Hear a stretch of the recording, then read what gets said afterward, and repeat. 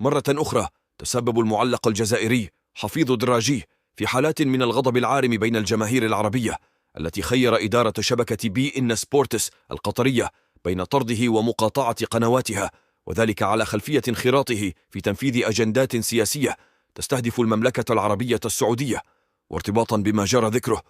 اعتبر عدد كبير من المتابعين عبر الوطن العربي أن بوق كبرانات الجزائر حفيظ دراجي قفز على مبادئ وأخلاق الصحافة،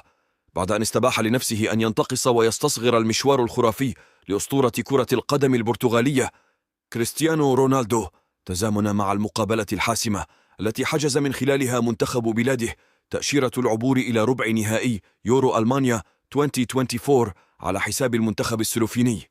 في ذات السياق، أشارت الجماهير العربية الغاضبة إلى أن المقصود من استهداف الدراجي المستفز للدون وحقده الكبير عليه هو الدوري السعودي الذي يلعب فيه، موضحة أن بوق الكابرانات لم يحترم تاريخ اللاعب ولا حتى كل مشاعر عشاقه عبر العالم الذين يضخون ملايين الدولارات واجبات الاشتراك في خزينة القنوات القطرية التي يشتغل بها، قبل أن يهددوا إدارة هذه الأخيرة بالمقاطعة في حالة استمراره في التعليق مجددا. ومعلوم أن الجزائري دراجي عبر في مناسبات عديدة عن كرهه الشديد وحقده الدفين تجاه كل ما هو سعودي، وهو ما انتبه له الجمهور العربي الذي أكد مجددا أن بوق الكابرانات